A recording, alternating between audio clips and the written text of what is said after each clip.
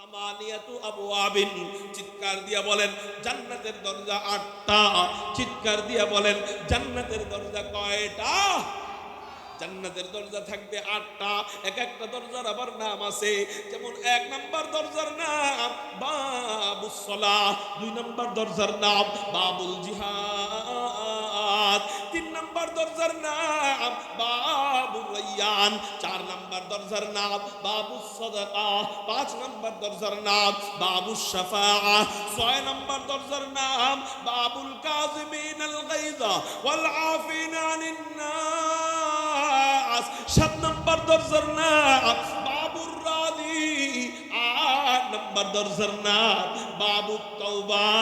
কারো জবান যেন বন্ধ থাকে না, চিৎকার দিয়া বলি না আল্লাহু আকবার। এই হলো জান্নাতের 8টা দরজা। এক একটা দরজা আবার কত বড় বড়, জান্নাতের এক একটা দরজা এগুলা কত বড় বড়। আমাদের এলাকার এমপি সাহেবের বাড়ির মেন গেটের মতো জান্নাতের এক একটা দরজা। কয় না না না, নবীজি হাদিসের মধ্যে জানা যায় জান্নাতের এক একটা দরজা 5 কদটুক। নবীজি লম্বার কথা বলেন নাই, জান্নাতের দরজা আর লম্বার কথা নবীজি বলেন নাই, পাশের কথা নবীজি বলেন। কয় 40 সানা, জান্নাতের দরজা আর পাশ, এটাও 40 বছরের রাস্তা। কারো জবান যেন বন্ধ থাকে না, চিৎকার দিয়া বলি না আল্লাহু আকবার। জান্নাতের গেট, জান্নাতের দরজা, 40 বছরের রাস্তা। আশ্চর্যের ব্যাপার হলো এত বড় দরজা দিয়া, এত ফাঁকা দরজা দিয়ে, এত মোটা দরজা দিয়ে জান্নাতীরা যখন জান্নাতের ভিতরে ঢুকবে তখন নাকি জান্নাতের সামনে জাম লাইগা যাবে, ভিড় লাইগা যাবে। মুহতারাম হাজিরিন, জান্নাতের সামনে জাম কখন লাগবে? অল্প সংখ্যক জান্নাতি থাকলে জাম লাগে না বেশি সংখ্যক জান্নাতি থাকলে জাম লাগে? আপনারা আমার দিকে খেয়াল করেন, অল্প জান্নাতি হইলে জাম লাগে না বেশি জান্নাতি হইলে জাম লাগে? কত বেশি হইলে ওই জায়গায় জাম লাগবে? এক একটা দরজা 40 বছরের রাস্তা, এরকম 8টা দরজা। 8টা দরজা কয় বছরের হবে? বলে 320 বছরের। আমাদের এই গোলাকার পৃথিবীটা কয় বছরের রাস্তা জানেন নাকি? গোলাকার পৃথিবীর উপরের সাইড হলো বাংলাদেশ, নিচের সাইড হলো আমেরিকা। এই পৃথিবীর এক প্রান্ত থেকে আরেক প্রান্ত আমেরিকা। বাংলাদেশ থেকে বিমান রওনা দেয়, আমেরিকায় বিমান পৌঁছাইতে সময় লাগে মাত্র 24 ঘন্টা। চিৎকার দিয়া বলে বাংলাদেশ থেকে আমেরিকায় বিমান পৌঁছাইতে সময় লাগে কয় ঘন্টা? এত বড় পৃথিবী, এত বড় পৃথিবী, 51 কোটি 10 লক্ষ বর্গ কিলোমিটারের পৃথিবী, এত বড় পৃথিবী, এটা ভ্রমণ করতে যদি মাত্র একদিন সময় লাগে, আপনি একটু কল্পনা করেন না ওই বিমানকে যদি ক্ষমতা দেওয়া হইতো, বিমান তুমি ছোট, 1 বছর না, 2 বছর না, 3 বছর না, টানা 320 বছর পর্যন্ত ওই বিমান যদি যাইতে পারতো, একদিনে যদি পুরা পৃথিবী ভ্রমণ করতে পারে, তাহলে 320 বছর ওই বিমান না জানি কত দূর যাইতে পারবে। জান্নাতের গেট এর চেয়েও পাশ বেশি হবে। চিৎকার দিয়া বলেন সুবহানাল্লাহ।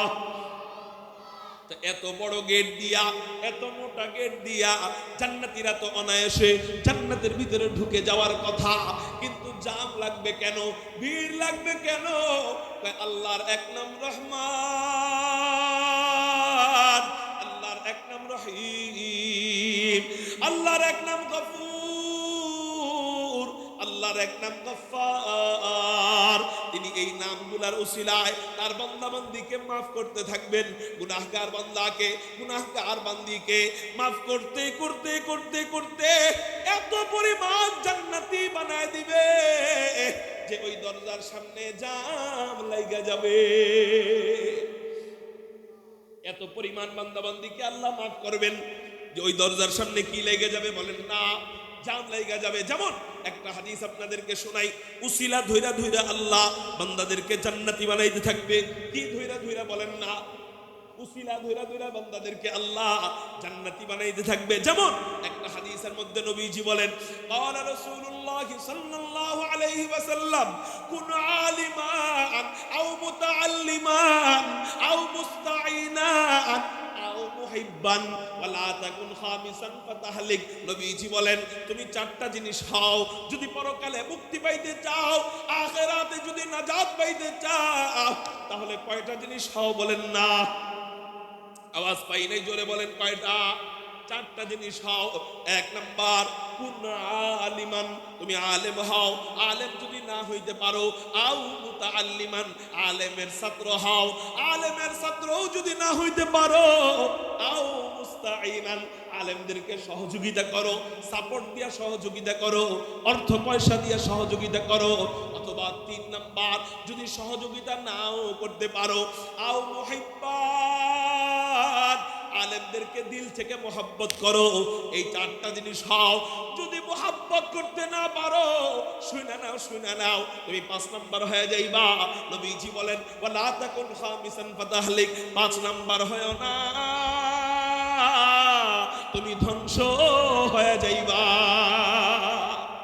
এই জন্য ইতিপূর্বে রাজনীতি কম তো কেউ করে নাই।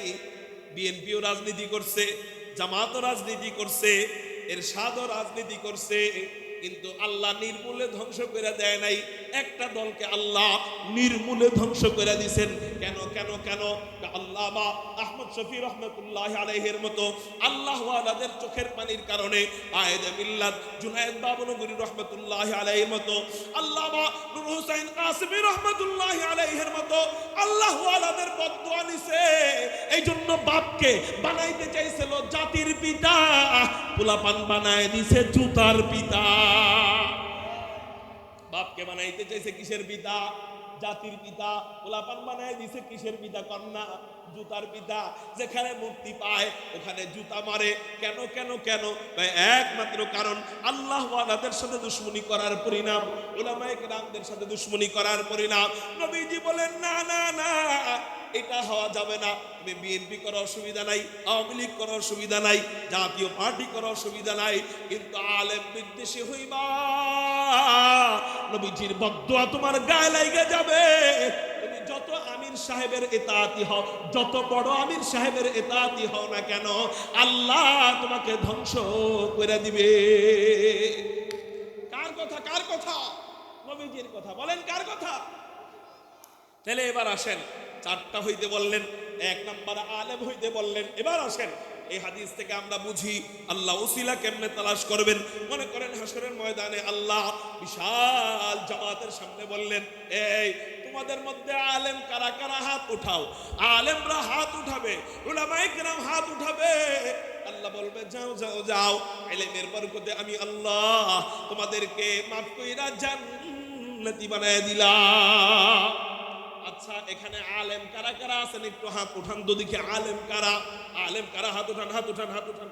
আলেম কারা? আলেম, আলেম মাশাআল্লাহ। 1 জন, 2 জন, 3 জন, 4 জন, 5 জন, 6 জন, 7 জন, 8 জন, 9 জন। আচ্ছা, 10 জনের মতো আলেম আছেন, হাত নামান। এই 10 জনকে যদি বলা হয় এই দরজা দিয়ে বের হইবেন, কোনো জাম লাগবে? জাম লাগবে? লাগবে না। কিন্তু এবার আসেন, এখানে আলেমের ছাত্র আছেন কারা কারা? আলেমের থেকে একটা অক্ষর হলেও শিখছেন কারা কারা? আল্লাহু আকবার বলে হাত উঠান। আলহামদুলিল্লাহ, সবাই আলেমের ছাত্র, আলহামদুলিল্লাহ বলে হাত নামান। এখন যদি সবাই একসাথে এই দরজা দিয়ে বের হয়, বলেন জাম লাগবে কি লাগবে না? লাগবে কি না? কেন কেন কেন? বেশি সংখ্যক হয়ে গেছে। আল্লাহ সর্বপ্রথম বলবেন, এই আলেম কারা? যাও জান্নাতে যাও। তো জান্নাতে আলেমরা যখন যাবে, জাম লাগার কথা না। দ্বিতীয় ধাপে বাকিরা কানবে। আল্লাহ বলবে তোমরা কান্দো কেন? এরা বলবে আল্লাহ আমরা তো আলেম হতে পারি না, এই জন্য আমরা কান্দেছি। আল্লাহ বলবে আলেম হতে পারো নাই, তুই কি হইছে? ও ফেরেশতারা দেখো তো ওর আমলনামা চেক করে ও আলেমের থেকে একটা অক্ষর শিখছিল কিনা, আলেমের ছাত্র হইছিল কিনা। ফেরেশতারা চেক করে বলবে আল্লাহ হা হা হা, ও আলেমের থেকে একটা অক্ষর হলেও শিখছিল। আল্লাহ বলবে যাও যাও যাও, আলেমের থেকে একটা অক্ষর শিখার বরকতে এই উসিলায় আমি আল্লাহ তোমাদেরকে মাফ করে জান্নাতি বানায় দিলাম। বিশাল জামাত আলেমের ছাত্র, এই উসিলায় জান্নাতি।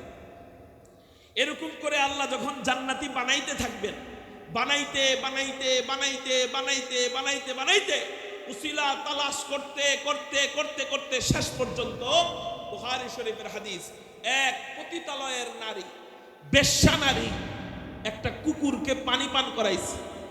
এই কুকুরকে পানি পান করানোর উসিলায় আল্লাহ এই মহিলাটাকে পর্যন্ত জান্নাতি বানায় দিবে। সুবহানাল্লাহ বলেন। এইরকম করতে করতে মুসলমানদের মধ্য থেকে মনে করেন 100-র মধ্যে 90% মুসলমানদের মধ্যে 100-র মধ্যে 90%কে আল্লাহ যখন জান্নাতি বানায় দিবেন, কথার কথা অধিকাংশকে যখন জান্নাতি বানায় দিবেন, ওই দরজার সামনে জাম লেগে যাবে। সুবহানাল্লাহ বলেন।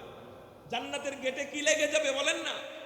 তাহলে হুজুর ভালোই তো হইল, আর নামাজের দরকার নাই, আর রোজার দরকার নাই, আর হজের দরকার নাই, আর যাকাতের দরকার নাই, আমল আর কইরা কি লাভ? আল্লাহ যদি উসিলা দইরা দইরা জান্নাতি দিয়া দিতে পারে, আর আমল করার কি দরকার? ঠিক না বে ঠিক? হুজুর আর ভালো কাজের কি দরকার? আর জিকির আজকারের কি দরকার? আর আল্লাহ ওয়ালাদের দরবারে যাওয়ার কি দরকার? এটার জবাব আপনাদেরকে আমি দিব, আপনারা খুব মনোযোগ দেন। এক আল্লাহ ওয়ালা, এক কাশফওয়ালা বুজুর্গ 33 বার হজ করছে। কয়বার বলেন না? 33 বার হজ করছে। 33 বার হজ করার পরেও উনার দিলের ভিতরে ইলহামের মাধ্যমে আওয়াজ আসছে, বুজুর্গদের কারামত সত্য, কারামাতুল আউলিয়াই হাক্কুন। বুজুর্গদের আল্লাহ ওয়ালাদের কারামত কি বলেন না? সত্য। তো ওই বুজুর্গের ইলহামের মাধ্যমে জানতে পারছে উনার 33 নাম্বার হজ কবুল হয় নাই। এটা আবার ওনার সাথে ওনার শাগরেদ খবর পাইছে। তো উনি বলতেছে, হযরত আপনার একবারের হজ কবুল কি হয় নাই? কয় না, আমি 33 বারই আওয়াজ পাইছি আল্লাহর পক্ষ থেকে, আমি এই খবর জানতে পেরেছি যে 33 বারের একবারও আমার হজ কবুল হয় নাই। তখন ওই শাগরেদ বললেন, হযরত একবারও যেহেতু আপনার হজ কবুল হয় নাই, তাহলে আপনি হজ করেন কেন? হজ করার দরকার কি? হজ যেহেতু আপনার কবুল হয় না, হজ না করলেই তো হয়, প্রত্যেকবার হজে আসেন। কারণ হযরত বললেন, বাবা হজ কবুল করা না করা আল্লাহর ব্যাপার, হজ করা আমার ব্যাপার। ওই মালিক যদি আমাকে খেদায় দেয়, কবুল না করে, আমি কার কাছে যাব? আমার তো ওই মালিক ছাড়া আর কোনো মালিক নাই, ওই আল্লাহ ছাড়া আমার তো আর কোনো রব নাই। আর একটা রব থাকলে আমি উনি খেদায় দিলে আরেকজনের কাছে যাইতাম, কিন্তু ওই রব ছাড়া আর তো কেউ নাই। এই জন্য কবুল করলেও তার দরবারে আমার আসতে হবে, কবুল না করলেও তার দরবারে আমার আসতে হবে। আওয়াজ আসলো গায়েব থেকে, তোমার হজ, পিছনের 33 বারের হজ এবার কবুল করে নেওয়া হলো। সুবহানাল্লাহ। মুহতারাম হাজিরিন, আল্লাহ আমাকে কোন উসিলায় জান্নাত দিবেন, কোন উসিলায় জান্নাত দিবেন না, এটা আল্লাহর ব্যাপার। আমার কাজ আল্লাহকে খুশি করা। আমার কাজ কি করা? আমার কাজ আমল করা। যদি এমন হয়ে যায়, আমি যদি এটা চিন্তা করি আল্লাহ তো উসিলা ধইরা অনেক বেনামাজির মাফ কইরে এই দিবে, তাহলে আমার আর নামাজ পড়ার দরকার নাই, এটা চিন্তা করে যদি আমি বসে থাকি, মনে করেন আল্লাহ 100-র মধ্যে 99%কে জান্নাতে দিয়া দিল, মুসলমানদের মধ্যে 1%কে জাহান্নামে দিল। যদি ওই 1%-এর ভিতরে আমি পড়ে যাই, যদি ওই 1%-এ আমি পড়ে যাই, তাহলে আমার অবস্থা কি হবে? এই জন্য ওই চিন্তা না করা যে আল্লাহ তো উসিলাই তালাশ করবে, আমার আর নামাজের দরকার নাই, আমার আর ভালো কাজের দরকার নাই, এই চিন্তা না করা। আমার চিন্তা করা, উসিলা তালাশ করা না করা আল্লাহর ব্যাপার, আমি আল্লাহর জন্য ইবাদত করব। তো এরকম করে করে যখন আল্লাহ আমাদেরকে জান্নাতি বানাইতে থাকবেন, ওই দরজার সামনে জাম লেগে যাবে, ওই দরজার সামনে ভিড় লেগে যাবে। এবার ওই জায়গায় আমাদের কিছুদিন অবস্থান করতে হবে। এবার আল্লাহ আমাদেরকে জান্নাতে ঢুকাবেন। জান্নাতে ঢুকানোর আগে আমাদেরকে আল্লাহ 4 সাজে সজ্জিত করবেন। চিৎকার দিয়ে বলেন, জান্নাতে ঢুকানোর আগে আমাদেরকে কয় সাজে সজ্জিত করবেন? 4 সাজে। কেন কেন কেন? দুনিয়াতে বিবির কাছে যাইতা, কত সাজু গুজু কইরা যাইতা, জান্নাতে আল্লাহ তোমাকে কমপক্ষে 72 জন বিবি দিবেন। চিৎকার দিয়া বলেন, কয়জন বিবি? তিরমিজি শরীফের হাদিস, কমপক্ষে 72 জন বিবি দিবেন। আর বুখারী শরীফের মধ্যে আছে 2 জন বিবি আল্লাহ দান করবেন। আর তিরমিজি শরীফের ভিতরে আছে আল্লাহ কমপক্ষে 72 জন বিবি দিবে। তো এই 72 জন বিবির সামনে যাইবেন, কোনো সাজু গুজুর দরকার নাই। কয় হ্যাঁ আছে। এই জন্য আল্লাহ আমাদেরকে 4 সাজে সজ্জিত কইরা জান্নাতে ঢুকাবেন। চিৎকার দিয়া বলেন সুবহানাল্লাহ। 1 নাম্বার সাজ আমাদের দেহের পরিবর্তন করে দিবেন। আমাদের দেহটা বর্তমানে 3.5 হাত। কয় জান্নাতে যাওয়ার আগে আমাদের দেহটা কয় হাত থাকবে? নবীজি হাদিসের মধ্যে জানায় দেয়, জান্নাতীরা জান্নাতে যাওয়ার আগে আল্লাহ পাক রব্বুল আলামিন আব্বা জান আদমের সমান 60 হাত লম্বা বানায় দিবেন। বুখারী শরীফের হাদিস। আল্লাহ এক একজন জান্নাতীকে 60 হাত লম্বা বানায় দিবেন। 1 ইঞ্চি কম হয়, এই জন্য কাঙ্ক্ষিত বউ পায় না, আছে না নাই? 1 ইঞ্চি কম হয়, এই জন্য কনের পক্ষ রাজি হয় না, কয় না ছেলে তো খাটো, ছেলে তো শর্ট, এই জন্য ছেলের কাছে মেয়ে বিয়ে দিব না। কিন্তু জান্নাতে আল্লাহ 1 ইঞ্চি বড় নয়, 1 ফিট বড় নয়, জান্নাতে আল্লাহ পাক রব্বুল আলামিন ডাইরেক্ট 60 হাত লম্বা বানায় দিবে। 2 নম্বর পরিবর্তন হবে, আপনার জান্নাতের এরিয়া নির্ধারণ থাকবে। আপনার জান্নাতের এরিয়া আপনার থাকবে, আমার জান্নাতের এরিয়া আমার মতো থাকবে, আপনার জান্নাতের এরিয়া আপনার মতো থাকবে। আপনার জান্নাতের এরিয়া কত বড় হবে, আপনার জান্নাতের এরিয়া কত বড় এটা আমি জানি না, আমার জান্নাতের এরিয়া কত বড় হবে এটাও আমি জানি না, বড় কত হবে এটা জানি না, কিন্তু ছোট কত বড় হবে নবীজি হাদিসের মধ্যে জানায় দেয়। ছোট কতটুকু হবে? একেবারে মুসলমানদের মধ্যে সবার শেষে জান্নাতে যে যাবে আল্লাহ পাক রব্বুল আলামিন তাকে সর্বনিম্ন কমপক্ষে 10 দুনিয়ার সমান জান্নাতের মালিক বানায় দিবে। কয় দুনিয়ার সমান বলেন? 10 দুনিয়ার সমান জান্নাতের মালিক বানাবেন। এটা হলো সর্বনিম্ন। আর বড় কত হবে এটা আমরা জানি না। এত বড় জান্নাতে আপনার চেহারা থাকবে সবচেয়ে সুন্দর, আপনার জান্নাতে আপনার চেহারা থাকবে সবচেয়ে সুন্দর, আমার জান্নাতে আমার চেহারা থাকবে সবচেয়ে সুন্দর। আপনার জান্নাতের এরিয়ায় আপনার চেয়ে সুন্দর আর কেউ থাকবে না, আমার জান্নাতের এরিয়ায় আমার চেয়ে সুন্দর আর কেউ থাকবে না।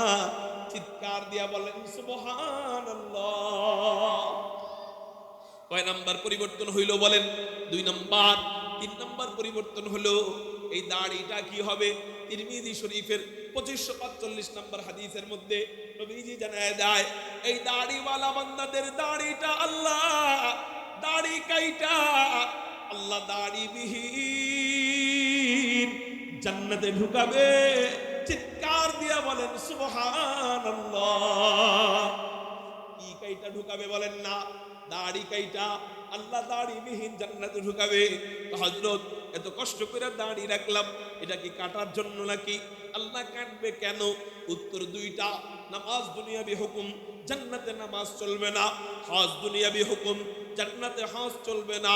রোজা দুনিয়াবি হুকুম, জান্নাতে রোজা চলবে না। যাকাত দুনিয়াবি হুকুম, জান্নাতে যাকাত চলবে না।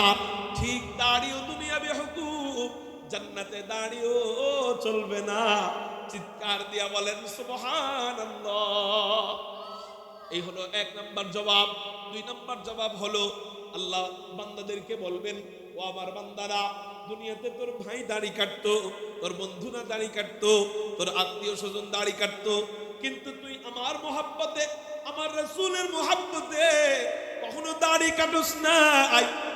একমাত্র আমার মহব্বতে আর আমার রাসূলের মহব্বতে তোরও তো দাড়ি কাটতে মনে চাইতো। এই দাড়ি চাচা যুবক ভাইয়েরা, আপনারা বলেন, আপনারা মানুষ আর আমরা ফেরেশতা নাকি? আমরাও তো মানুষ। আপনার কাটতে মনে চায়, আমাদেরও তো দাড়ি কাটতে মনে চায়, ঠিক না ঠিক? আমাদেরও কাটতে মনে চায়, কিন্তু আমরা কাটি না কার মহব্বতে? একটু মজা নিয়ে চিৎকার দিয়ে বলেন, কার মহব্বতে কাটি না? আল্লাহ এবং তার রাসূলের মহব্বতে আমরা দাড়ি কাটি না। আল্লাহ বলবেন, দুনিয়াতে খুশি করছস আমাকে, দুনিয়াতে খুশি করছস আমার রাসূলকে, যা এবার রাসূলের মহব্বতটা নিয়ে আসছস। তেরে মাহবুব কি ইয়া রব शबाहत लेके आया हूँ, हकीकत उसका तू कर, मैं सूरत लेके आया हो, ना अज़मत लेके आया हो, ना शौकत लेके आया हूँ, मोहब्बत लेके आया हो, मोहब्बत लेके आया हो। কারো জবান যেন বন্ধ থাকে না, চিৎকার দিয়ে বলি না আল্লাহু আকবার। আল্লাহ বলবেন দুনিয়াতে দাড়ি কাটছ নাই আমাকে খুশি করার জন্য, আমার রাসূলকে খুশি করার জন্য, আমার রাসূলের ভালোবাসা নিয়ে আসছস, দুনিয়াতে খুশি করছস আমাকে, যা যা যা জান্নাতে আমি মাওলা খুশি করব তোদেরকে। চিৎকার দিয়া বলেন সুবহানাল্লাহ। 3 নাম্বার পরিবর্তন হইল আমরা জান্নাতে দাড়িবিহীন ঢুকবো। সুবহানাল্লাহ বলেন। এই দুনিয়াটা মুসাফির খানা, এখানে এত ফ্যাশন কইরা কি লাভ? আল্লাহ আমাদেরকে জান্নাতে সাজাবে, আমরা সেই আশায় রয়েছি। আল্লাহ যেন আমাদেরকে জান্নাতের জন্য কবুল করে, সবাই বলি আমিন। 3 নাম্বার পরিবর্তন হইল। 4 নাম্বার পরিবর্তন, আল্লাহ আমাদের বয়সের পরিবর্তন করে দিবেন। এক একজনকে কয় বছর বানাবেন, কয় বছরের যুবক বানাবেন। নবী যে হাদিসের মধ্যে জানায় দেয় এক একজনকে আল্লাহ, এক একজন জান্নাতীকে আল্লাহ কমপক্ষে 30 থেকে 33 বছরের যুবক, আর আরেক হাদিস মোতাবেক পাওয়া যায় কোন কোন নারীদেরকে আল্লাহ 18 বছরের যুবতী বানায়া জান্নাতে ঢুকাবে। এই হলো 4টা পরিবর্তন। 5 নাম্বার আরেকটা নারীদের জন্য পরিবর্তন, সেটা হলো দুনিয়াবি যেই বিবিটা আপনাকে ধর্মীয় কাজে সহায়তা করছে, যেই বিবিটা আপনাকে আজানের সময় মসজিদে পাঠানোর কাজে সহায়তা করছে, যে বিবিটা আপনাকে ফজরের নামাজের সময় জাগাইয়া মসজিদে পাঠাইয়া দিত, যে বিবিটা আপনাকে ভালো ভালো কাজ করতে সহযোগিতা করত, যে বিবি আপনাকে বলতো ঘরে টিভি ঢুকাইলে আমি তোমার ঘর করব না, ঘরে মোবাইল বড় মোবাইল চালাইলে ওই ঘরে আমি থাকবো না, যে বিবিটা আপনাকে বলতো যে সন্তানদেরকে মাদ্রাসায় পড়াতেই হবে, যে বিবিটা আপনাকে বলতো সুদ খাইলে আমি তোমার ঘর করব না, ঘুষ খাইলে আমি তোমার ঘর করব না, বেপরদায় রাখলে আমি তোমার ঘর করব না, নামাজ না পড়লে তোমার হাতের কামাই আমি খাবো না, এইরকম করে করে যে বিবিরা স্বামীদেরকে জান্নাতের পথে ঠেলা ঠেলা দিছে, আল্লাহ পাক রব্বুল আলামিন ওই সমস্ত বিবিদেরকে জান্নাতে সমস্ত হুরদের সরদারনি বানায় দিবে। এবং তার স্বামীর যে জান্নাত থাকবে, তার স্বামীর জান্নাতের সমস্ত হুরদের চেয়ে ওই দুনিয়াবি বিবির চেহারাকে আল্লাহ সবচেয়ে সুন্দরী বানায় দিবেন। চিৎকার দিয়া বলেন সুবহানাল্লাহ। পরিবর্তন গেল নারী পুরুষের কয়টা? 5টা। এবার আল্লাহ আমাদেরকে জান্নাতের ভিতরে ঢুকাবেন। জান্নাতের ভিতরে ঢুকার সময় আল্লাহ কোরআনে বলেন وقال لهم خزنتها سلام عليكم طبتم فادخلوها خالدين। জান্নাতীরা যখন জান্নাতের ভিতরে ঢুকবে, জান্নাতের দারোয়ানরা আমাদেরকে সালাম দিবে। জান্নাতের দারোয়ানরাই শুধু সালাম দিবে না, জান্নাতের ফেরেশতারা আমাদেরকে সালাম দিবে, জান্নাতের হুর গিলমানরা সালাম দিবে, জান্নাতের খাদেম খাদেমারা, জান্নাতের কিশোর কিশোরীরা আমাদেরকে সালাম দিবে। আল্লাহ বলবে সবাই আমার বান্দা বান্দীকে সালাম দেয়, আমি আর বাদ থাকবো কেন? আমি আল্লাহ আজকে আমার বান্দা বান্দীকে সালাম দিব, আমার কুদরতি জবান দিয়ে সালাম দিব। সালামুন কাওলাম মির রাব্বির রহিম। আল্লাহ নিজে তার কুদরতি জবান দিয়া আমাদেরকে সালামে কাউলি দিবেন। এবার আমরা জান্নাতের ভিতরে ঢুকবো।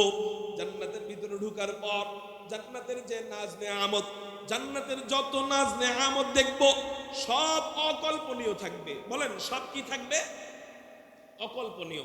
জান্নাতের যত নাজ নেয়ামত আছে সব থাকবে অকল্পনীয়। জান্নাতের কোন নেয়ামত দুনিয়ার নেয়ামতের সাথে মিলবে না। জান্নাতের বাড়ি দুনিয়ার বাড়ির সাথে মিলবে না, জান্নাতের গাড়ি দুনিয়ার গাড়ির সাথে মিলবে না, জান্নাতের বাগান দুনিয়ার বাগানের সাথে মিলবে না, জান্নাতের গাছ দুনিয়ার গাছের সাথে মিলবে না। আরে মিলবে কেমনে? দুনিয়ার গাছ তো 2 সেকেন্ডে পার হওয়া যায়, জান্নাতের এক গাছ 100 বছর পর্যন্ত দ্রুতগামী কোনো যানবাহন দৌড়াবে, 100 বছর পার হইলেও একটা গাছ শেষ হবে না। এই যে সুবহানাল্লাহ বলছেন, সাথে সাথে সাথে সাথে আল্লাহ জান্নাতে ওইরকম একটা গাছ দিয়ে দিছে। জান্নাতের ফল দুনিয়ার ফলের সাথে মিলবে না। তারপরেও চলেন না, মিলবে না, তাও একটা হাদিস শোনাই। জান্নাতের ফলের সম্পর্কে একটা হাদিস শোনাই। দুনিয়াতে ফলগুলার মধ্যে সবচেয়ে ছোট ফলের নাম আঙ্গুর ফল। কি ফল? আঙ্গুর ফল। জান্নাতে ওই ফল কত বড় হবে, এই হাদিস বলে আমার বয়ান শেষ করে ফেলবো। আমার এরপর ফরিদপুর বয়ান আছে আজকে, এজন্য আমি আর আপনাদের থেকে সময় নষ্ট করব না। আমি আগেই বলছি আমি অসুস্থ, আমার কথা বুঝতে অসুবিধা হইতেছে আপনাদের, আমি জানি, তারপরে একটু শোনেন। জান্নাতের ফল কত বড় হবে, এক ভাত টিপ দিলে সব ভাতের খবর বোঝা যায়। এক ফলের হাদিস থেকে মোটামুটি জান্নাতের অন্যান্য নাজ নেয়ামত বুঝে নিয়েন, তবে জান্নাত সম্পর্কে বোঝা সম্ভব না। নবীজি বলছেন জান্নাত সম্পর্কে কোনো অন্তর কল্পনা করতে পারবে না। তারপরেও ওই যে ছোট সময় একটা গল্প শুনছি, এক উস্তাদ অন্ধ, বলেন কি, জীবনে দুধ দেখে নাই, ছাত্রের মা ছাত্রকে দিয়ে দুধ পাঠাইছে উস্তাদের জন্য, যাই বলতেছে উস্তাদ জি আপনার জন্য আমার আম্মা দুধ পাঠাইছে, পান করেন। উস্তাদ কয় বাবা দুধ আবার কেমন, দুধ তো দেখে নাই, উনি অন্ধ তো। ছাত্র কয় হুজুর দুধ হলো সাদা। উস্তাদ কয় বাবা সাদা আবার কেমন, সাদা তো উনি দেখে নাই। কয় হুজুর সাদা হইলো বগের মতো। কয় বাবা বগ আবার কেমন? এখন কয় কেমনে বুঝাই বগ কেমন? কয় হুজুর বগ হলো যে এমন। এখন উস্তাদ তো অন্ধ, এইভাবে হাতায় টাতায় কয় বাবা বগ এটার মতো, তো এই দুধ কি এটার মতো? এই দুধ তো আমার গলাটা গেলে গলা আটকায় যাবে, অতএব এই দুধ আমি খাইতে পারবো না। মুহতারাম হাজিরিন, যে জীবনে দুধ দেখে নাই তাকে দুধ কেমন এটা বুঝাইতে পারবেন? যে জীবনে মিষ্টি খায় নাই মিষ্টির স্বাদ কেমন এটা আপনি তারে বয়ান করে বুঝাইতে পারবেন? যে জীবনে জান্নাত দেখে নাই আসলে বয়ান করে তাকে জান্নাত বোঝানো সম্ভব না। তারপরেও কিছু হাদিস নবীজি বলছেন, কেন? যারা জান্নাত পাইতে চায় এদের জন্য এই হাদিসগুলো সহায়ক হবে। কি হবে? সহায়ক হবে। চলেন আপনাদেরকে একটা হাদিস শোনাই, জান্নাতের আঙ্গুর কত বড়। নাসাই শরীফের 1493 নম্বর হাদিসের মধ্যে নবীজি বলেন, একবার নবীজি সূর্যগ্রহণের নামাজে দাঁড়াইছেন, হঠাৎ করে সাহাবায়ে কেরাম দেখলেন নবীজি নামাজের ভিতরে হাতের বাঁধনটা ছেড়া একটু সামনে আগায় গেলেন, কি যেন ধরতে গেলেন কিন্তু ধরতে পারলেন না, আবারও পিছনে চলে আসলেন, আবারও হাত বাঁধলেন, নামাজ শেষ করলেন। সাহাবায়ে কেরাম জিজ্ঞাসা করলেন নামাজের পরে, ইয়া রাসূলুল্লাহ ইয়া হাবিবাল্লাহ আপনি নামাজের ভিতরে এটা কি করলেন? বলে কি করলাম? বলে আমরা দেখলাম আপনি নামাজের ভিতরে হাতের বাঁধনটা ছাইড়া একটু সামনে আগায় গেলেন, কি যেন ধরতে গেলেন কিন্তু ধরতে পারলেন না, আবারও পিছনে চলে আসলেন, আবারও হাত বাঁধলেন, কাহিনী তো বুঝলাম না। নবীজি বলেন ও আচ্ছা তোমরা দেখে ফেলেছো? কয় হ্যাঁ আমরা দেখে ফেলেছি। কয় তাহলে শোনো শোনো শোনো, আজকে নামাজের ভিতরে আল্লাহ এক আশ্চর্য কাণ্ড কারবার আমার সাথে নামাজের ভিতরে আল্লাহ ঘটায় দিছে। কয় কি আশ্চর্য কাণ্ড কারবার? বলে আমি যখন নামাজ পড়াইতেছিলাম তখন আমি দেখতে পাইলাম হযরতে জিবরাইল পুরা জান্নাতটা কোলে নিয়া আমার নামাজের সামনে আইনা রাইখা দিছে। নবীজি বলেন নাসাই শরীফের হাদিসে, নবীজি বলেন আমি নামাজে দাঁড়াইয়া দাঁড়াইয়া জান্নাতের নাজ নেয়ামতগুলো দেখতেছিলাম, হঠাৎ করে আমি দেখতে পাইলাম জান্নাতি ফলগুলো আমার সামনে আনা হয়, জান্নাতি আপেল আমার সামনে আনা হয়, জান্নাতি আনার আমার সামনে আনা হয়, জান্নাতি কমলা লেবু আমার সামনে আনা হয়, জান্নাতি আঙ্গুরের থোড়া আমার সামনে আনা হয়, অন্যান্য ফল আমার সামনে যখন আনা হয়, আমি নামাজের ভিতরে অনেক কষ্ট কইরা নিজেকে কন্ট্রোল করতেছিলাম। জান্নাতের সুন্দর সুন্দর ফল এগুলা দেখা সহ্য করা মুশকিল হয়ে যাইতেছিল, ওগুলো আমি ধরতেছিলাম না। কিন্তু হঠাৎ করে যখন আমার সামনে জান্নাতের আঙ্গুরের থোড়া আনা হইল, আমি আর সহ্য করতে পারলাম না। নামাজের ভিতরে আমার হাত জান্নাতের আঙ্গুরের থোড়া ধরার জন্য সামনে চলে গিয়েছিল। সাহাবায়ে কেরাম বললেন, ইয়া রাসূলুল্লাহ, ইয়া হাবিবাল্লাহ, আপনি জান্নাতের আঙ্গুরের ছোরা ধরতে গেছিলেন তো ধরলেন না কেন? ওইটা আনলে তো আমরা একটু খাইতে পারতাম, আমরা তো একটু দেখতে পারতাম। নবীজি বলেন, ও আমার সাহাবীরা, তোমরা কি বলো না বলো, জান্নাতের আঙ্গুরের ছোরা এটা অনেক বড়, এটা আনার মতো ক্ষমতা আমার নাই, এটা আনার মতো শক্তি আমার নাই। সাহাবায়ে কেরাম বললেন, ইয়া রাসূলুল্লাহ, জান্নাতের আঙ্গুরের ছোরা এটা কতই বা বড় যে আপনার মতো পাহলোয়ান নবী জান্নাতের আঙ্গুরের থোড়া আনতে পারলো না।